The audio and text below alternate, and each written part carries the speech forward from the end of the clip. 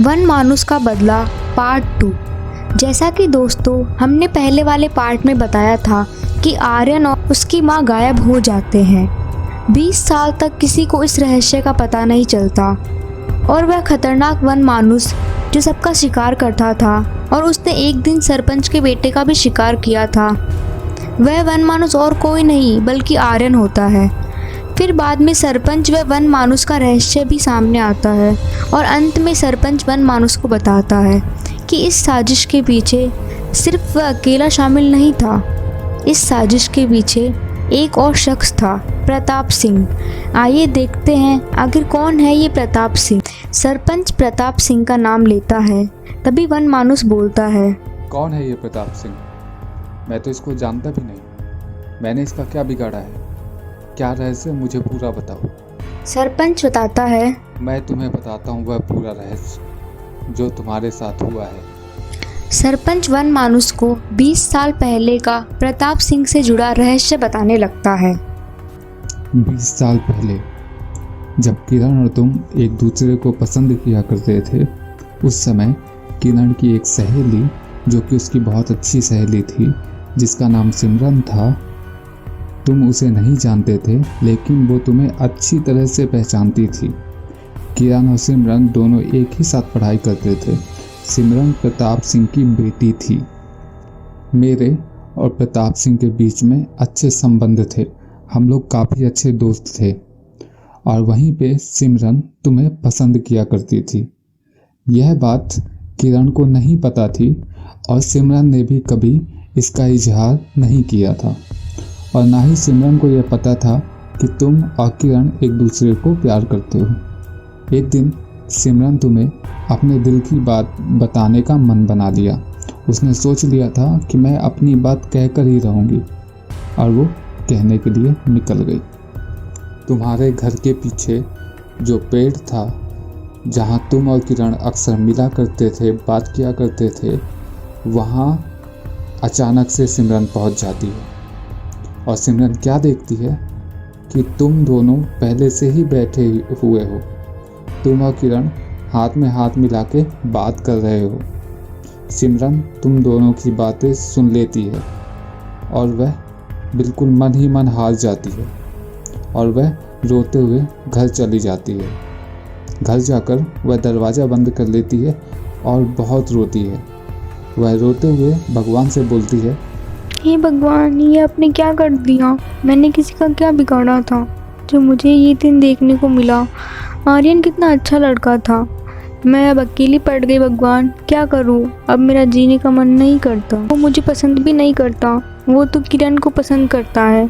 आप मुझे मार दो भगवान, मार दो। रोते हुए सिमरन अपना हाथ काट लेती है और ज़मीन पर गिर जाती है और वहीं पर बेहोश हो जाती है। उसके हाथ से वहाँ पे एक टेबल रखा होता है, वह गिर जाता है। फिर सिमरन को अस्पताल ले जाया जाता है। सिमरन का पिता प्रताप सिंह भी आ जाता है। वह यह देख के बहुत परेशान हो जाता है, बहुत चिंतित हो जाता है। वह सिमरन के होश में आने का इंतज़ार कर रहा होता है और यह सोच रहा होता है कि आखिर मेरी सिमरन ने ऐसा क्यों किया, क्या कारण था, क्या कमी की थी मैंने। जैसे ही सिमरन को होश आता है, प्रताप सिंह सिमरन के पास गया। उसने सिमरन से पूछा, बेटी, ये तुमने क्या किया? तुमने ऐसा क्यों किया? क्या कमी की थी हमने? पिताजी, आर्यन से मैं बहुत प्यार करती हूँ। आज जब मैं उसे अपने दिल की बात बताने जा रही थी, तभी मैंने किरण और आर्यन दोनों को साथ में देखा। वह दोनों एक दूसरे से प्यार करते हैं, लेकिन उन्होंने मुझे बताया नहीं। मेरा दिल टूट गया पिताजी। उन्होंने मुझे धोखा दिया, इसीलिए मैंने ये कदम उठाया। मालिक, यह आर्यन बहुत गरीब घर का लड़का है, ऊपर से नीच कास्ट का है। कहाँ हमारी बिटिया महलों में रहने वाली रानी और कहाँ ये रोड में घूमने वाला भिखारी। अगर हमने बिटिया की शादी इससे करवा दी तो हमारी वर्षों की कमाई हुई इज्जत पर पानी फिर जाएगा। लोग हमारे नाम पर थूकेंगे। पूरा गांव हमारे बारे में क्या सोचेगा? बिटिया रानी के लिए तो और भी अच्छे रिश्ते आ जाएंगे। फिर प्रताप सिंह मेरे पास आ जाता है, क्योंकि हम एक दूसरे को जानते थे। वह मुझसे बोलता है कि मैं किरण की शादी करवा दूँ। मुझे और प्रताप सिंह दोनों को हमारी इज्जत प्यारी थी। हम नहीं चाहते थे कि तुमसे किसी भी तरह का रिश्ता रखकर हम अपनी गांव में बेइज्जती करवाएं। प्रताप सिंह और मैंने मिलकर तुम्हें मारने का प्लान बनाया। मैंने फिर उसके कहने पर किरण की शादी करवा दी और तुम्हें ठिकाने लगाने का प्लान बनाया। हमने तुम्हें मारने की पूरी तैयारी कर ली थी। उस रात जब तुम्हें जलाया गया तब वहाँ प्रताप सिंह भी था। उसने तुम्हें जलाया था। वह मेरे पीछे ही खड़ा था। सरपंच का रहस्य सुनकर वन मानुस व फादर चकित रह गए। वे बिल्कुल शांत पड़ गए। सरपंच ने वन मानुस से कहा, तुम मुझे अगर मारना चाहते हो तो तुम मुझे मार लेना, लेकिन तुम्हारी मौत का जिम्मेदार अकेला मैं नहीं था। उसमें प्रताप सिंह का भी हाथ था, इसलिए तुम्हें प्रताप सिंह को भी मारना होगा। वही असली जिम्मेदार है तुम्हारी मौत का। वन मानुस फादर से बोलता है, मैं इस जंगल में बंधा हुआ हूँ। मैं इस जंगल के बाहर नहीं जा सकता, क्योंकि मेरे साथ एक ऐसी घटना हुई थी जिसकी वजह से मुझे इस जंगल के अंदर बांध दिया गया था। मेरा दायरा ओनली इस जंगल के अंदर तक ही सीमित है।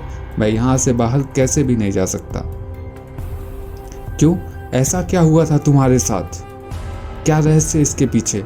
बताओ मुझे। क्योंकि तुम तो वन मानुस हो, तुम तो कहीं भी जा सकते हो, बट ऐसा क्यों है कि तुम कहीं भी नहीं जा सकते इस जंगल को छोड़कर? आज से 10 साल पहले मैं इस जंगल में रहा करता था। बरसाती मौसम था, बहुत बरसात हो रही थी। कोई जंगल में नहीं आया करता था। मैंने काफ़ी दिनों से कुछ खाया भी नहीं था, क्योंकि मैंने बहुत दिनों से शिकार भी नहीं किया था। एक दिन उस जंगल में मैंने देखा एक आदमी निकल रहा था। वह आदमी एक जादूगर था। वह दूर से ही एक साधारण मनुष्य की तरह दिख रहा था। मुझे उस जादूगर को अपना शिकार बनाना था। मैंने जादूगर से बोला, हे मानव, तुम्हें जाने की ज़रूरत नहीं है। आज तो तुम मेरा शिकार बन जाओगे। आज मैं तुम्हें खाकर ही रहूँगा। वह मुझसे बोला, हे वन मानुस, मैं कोई साधारण मनुष्य नहीं हूँ। मैं जैसे ही जादूगर की तरफ गया, उसने अपनी जादुई शक्तियों से मेरी तरफ कुछ फेंक दिया। मैं हिल भी नहीं पा रहा था और ना ही कुछ बोल पा रहा था। जादूगर ने कुछ ऐसा जादू किया था मेरे ऊपर कि मैं कुछ भी नहीं कर सकता था वहाँ पे। जादूगर ने गुस्से में आकर मुझे एक श्राप दे दिया कि मैं इस जंगल के बाहर कभी नहीं जा सकता। उसने एक रेखा खींच दी पूरे जंगल के अंदर। बाद में मैंने उससे माफ़ी मांगी, बहुत गिड़गिड़ाया कि मुझे माफ़ कर दो, अगर मैं जंगल के बाहर नहीं जाऊंगा तो शिकार कैसे करूंगा।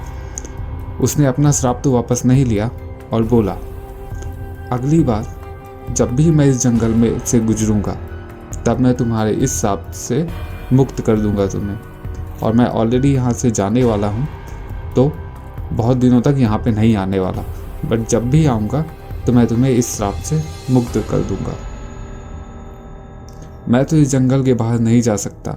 या तो उस जादूगर को यहाँ लाना होगा या तो प्रताप सिंह को। तुम प्रताप सिंह को यहाँ लेकर आ जाओ। सरपंच सोचता है, प्रताप सिंह ऐसे तो आएगा नहीं। सरपंच प्रताप सिंह को ज़मीन के भूमि पूजन के लिए निमंत्रण देने जाता है। सरपंच के कहने पर प्रताप सिंह वहां आ जाता है। प्रताप सिंह वन मानुस को देखकर डर जाता है।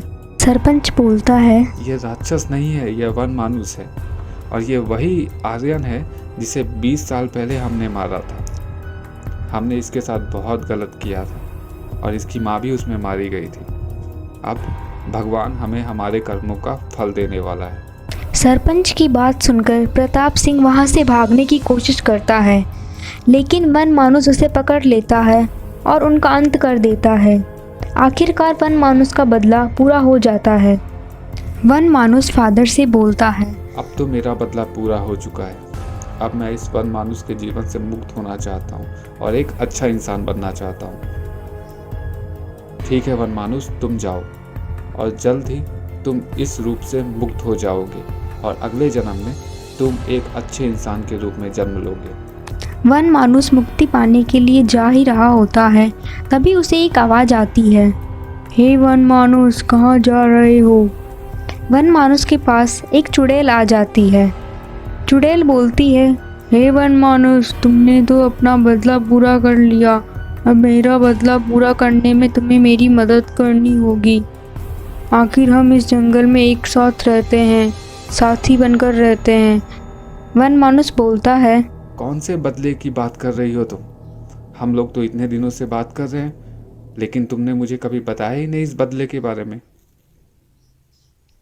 चुड़ैल बताती है, आज से 50 साल पहले जब मुझे बेवजह मारा गया था, मैंने पहले इसीलिए नहीं बताया क्योंकि मैं चाहती थी पहले तुम अपना बदला पूरा कर लो। तुम्हारा बदला पूरा हो चुका है, अब मेरी बारी। दोस्तों, आखिर ये चुड़ैल कौन थी? क्या बदला हो सकता है इसका? और किसने मार? यह हम अगले पार्ट में जानेंगे। बदला पार्ट 2। जैसा कि दोस्तों हमने पहले वाले पार्ट में बताया था कि आर्यन और उसकी माँ गायब हो जाते हैं। 20 साल तक किसी को इस रहस्य का पता नहीं चलता और वह खतरनाक वन मानुस जो सबका शिकार करता था और उसने एक दिन सरपंच के बेटे का भी शिकार किया था, वह वन मानुस और कोई नहीं बल्कि आर्यन होता है। फिर बाद में सरपंच व वन मानुस का रहस्य भी सामने आता है और अंत में सरपंच वन मानुस को बताता है कि इस साजिश के पीछे सिर्फ वह अकेला शामिल नहीं था। इस साजिश के पीछे एक और शख्स था, प्रताप सिंह। आइए देखते हैं आखिर कौन है ये प्रताप सिंह।